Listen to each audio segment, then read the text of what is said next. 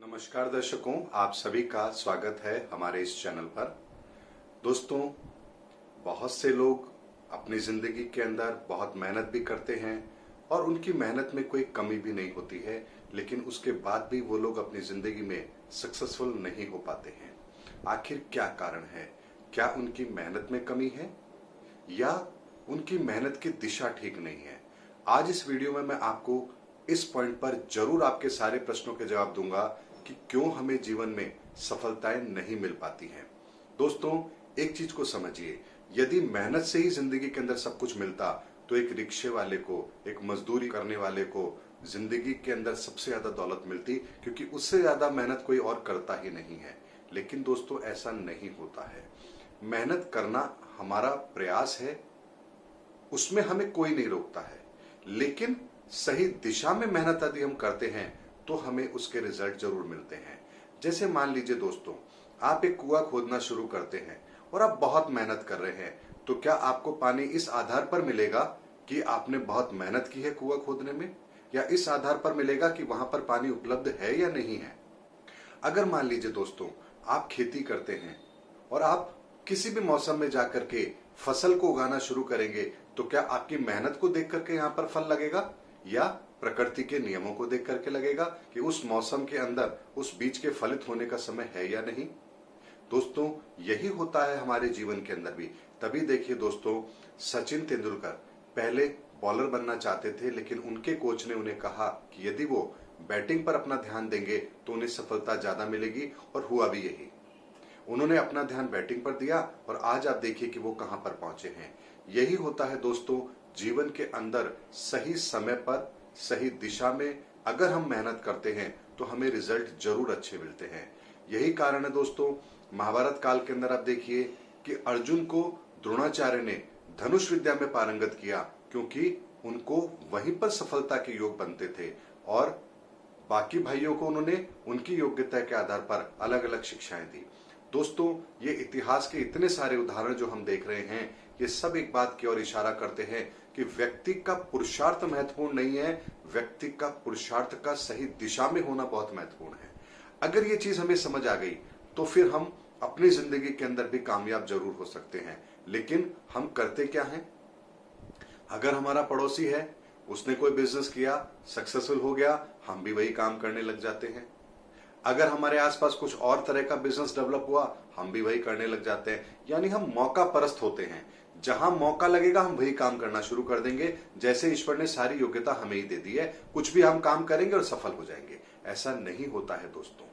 जिंदगी के अंदर एक बात हमेशा याद रखिए कि जब तक आपको ये ना पता हो कि आपकी दिशा क्या होनी चाहिए, तब तक उसके बिना आप किसी और दिशा में यदि प्रयास करेंगे तो आपको सफलता नहीं मिलेगी, चाहे आप जितनी मर्जी प्रयास कर लीजिए। यही होता है दोस्तों, लोग करोड़ों रुपए लगा करके व्यापार करते हैं और कुछ समय के बाद में उनके व्यापार बंद हो जाते हैं। वहीं पर कुछ लोग ऐसे हैं जो बहुत छोटी पूंजी से व्यापार आरंभ करते हैं और देखते देखते धीरे धीरे धीरे वो बहुत बड़े व्यापार में अपने व्यापार को कन्वर्ट कर लेते हैं। यही होता है सही दिशा में किया गया प्रयास। इसलिए दोस्तों, एक चीज को हमेशा समझिए, ईश्वर ने हमें इस धरती पर भेजा है तो कोई ना कोई खूबी देकर के जरूर भेजा है। ऐसा हो ही नहीं सकता कि किसी व्यक्ति के अंदर कोई खूबी ना हो। लेकिन यदि हम अपनी खूबी को ना पहचान कर, अपनी दिशा को ना पहचान करके किसी और दिशा में यदि हम प्रयास करेंगे तो हमें सफलताएं नहीं मिलती हैं, ये बात निश्चित है।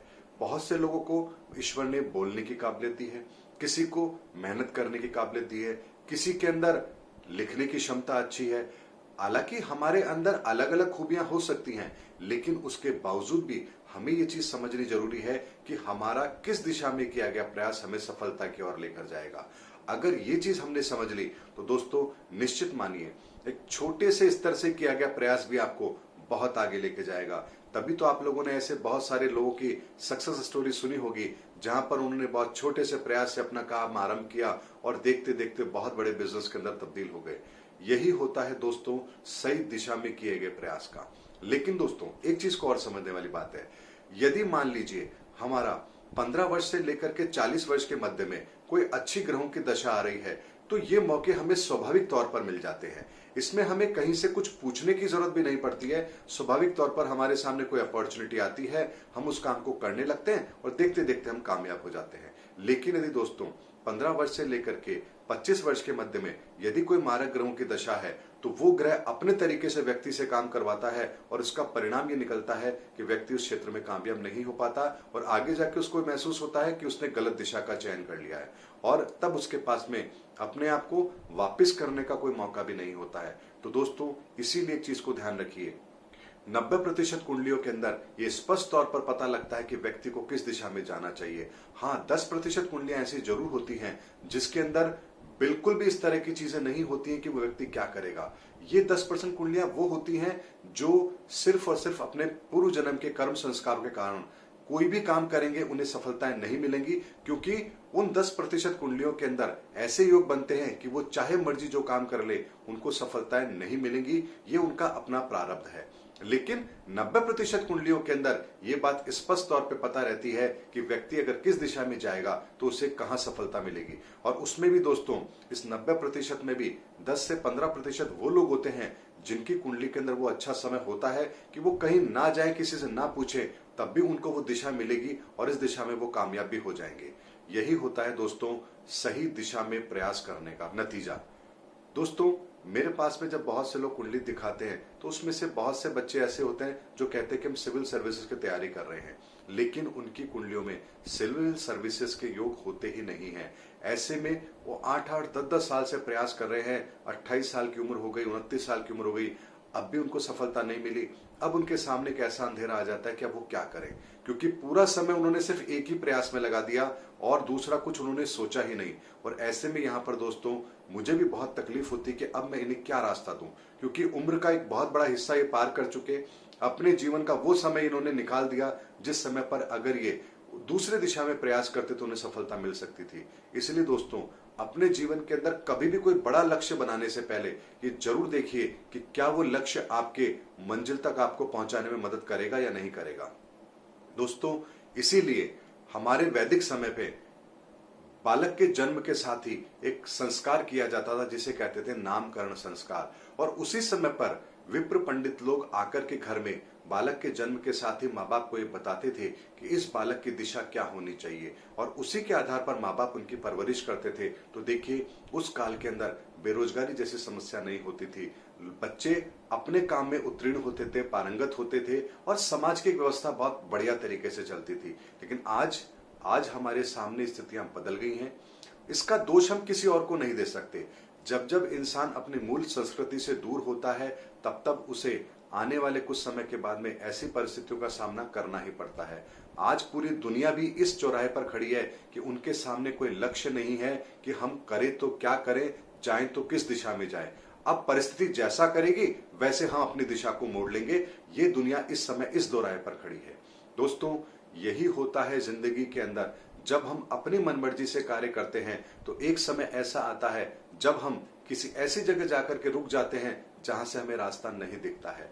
इसीलिए दोस्तों अपने जीवन में लक्ष्य को निर्धारित करते समय ये जरूर ध्यान रखें कि प्रकृति ने आपको किस खूबी से नवाजा है, और यदि वो खूबी आप अपने पास में रखेंगे, उस पर अमल करेंगे, उसको पकड़ करके सही दिशा में बढ़ेंगे, तो दुनिया की कोई भी ताकत आपको सफल होने से नहीं रोक सकती। इसीलिए दोस्तों मेहनत करना जरूरी नहीं है, मेहनत सही दिशा में करना जरूरी है। यदि मेहनत सही दिशा में होगी तो सफलता भी निश्चित तौर पर मिलेगी। इसमें कहीं कोई भाग्य का रोल नहीं है, क्योंकि अगर मान लीजिए दोस्तों कोई जमीन किसी पर्टिकुलर खेती के लिए बहुत उपयुक्त है तो आप वहां जाकर के कैसे भी बीज को डाल दीजिए, वो पौधा अंकुरित होगा और उसमें वो फल भी लगेंगे। लेकिन यदि मान लीजिए कोई जमीन किसी पर्टिकुलर चीज के लिए बनी ही नहीं है, वहां आप अपना जितना मर्जी प्रयास कर लीजिए, आपको वहां वो सफलता नहीं मिलेगी। ये नियम जब प्रकृति के हर हिस्से पर लागू होता है, हम इंसानों पर भी लागू होता है दोस्तों। तभी देखिए जन्म के साथ ही हम सबकी पसंद नापसंद, अपना तरीका, सोचने का तरीका, बोलने का तरीका, काम करने का तरीका, हमारा व्यवहार, हमारी हर चीज लोगों से अलग होती है। और ये विभिन्नता हमें कौन देता है? कभी आपने इस बारे में सोचा दोस्तों कि एक ही घर में एक ही पिता के संतान जो होती हैं 3 या 4, उनके बीच में भी आपको देखिए डिफरेंस देखने को मिलता है। आखिर ये डिफरेंस देता कौन है, जबकि उनके माँ बाप तो एक ही हैं। ये सभी चीजें हमें प्रकृति से मिली है। जन्म के साथ ये सारी की सारी चीजें हमसे जुड़ी हुई हैं, और जब तक इंसान को इस चीज का ज्ञान नहीं होगा वो दिशाहीन होकर के भटकता भी रहेगा। इसीलिए दोस्तों, आज के समय में एक बहुत बड़ी जरूरत है इस ज्योतिष ज्ञान को हर व्यक्ति को समझने की, सीखने की। यहां पर यदि आप खुद समझ जाएंगे तो आपको किसी के पास जाने की आवश्यकता नहीं रहेगी। आप खुद समझ पाएंगे कि आपके लिए सही दिशा कौन सी है। ये कोई बहुत बड़ा रॉकेट साइंस नहीं है दोस्तों। जैसे वास्तु के अंदर छोटी छोटी चीजें आपको पता है, ईशान कोण क्या होता है, नृत्य कोण क्या होता है, वायव्य कोण क्या होता है, वहां पर क्या नहीं होना चाहिए। इसी तरीके से दोस्तों, ज्योतिष के अंदर भी कुछ मूलभूत सिद्धांत है। यदि उनको आप समझ लेंगे तो फिर जीवन के अंदर आपको कभी भी पछताना नहीं पड़ेगा। आपके जीवन के अंदर कोई बहुत बड़ी बाधा नहीं आएगी। होता यही है कि आज हम इस दौड़ में इतने आगे बढ़ चुके हैं। आज दोस्तों, जरूरत इस चीज की है कि हम सब इस ज्योतिष विद्या को अपने अपने तरीके से समझें, महसूस करें, जानें, इसकी नॉलेज लें और इसको अपने जीवन में उतारें। तभी हमें अपने जीवन में सफलता के वो सूत्र मिल पाएंगे जो हम चाहते हैं। उम्मीद करता हूं दोस्तों, आपको मेरा वीडियो पसंद आया होगा। अगले वीडियो में इससे आगे की जानकारी लेकर मैं फिर आपके सामने आऊंगा। तब तक के लिए जय हिंद, जय भारत।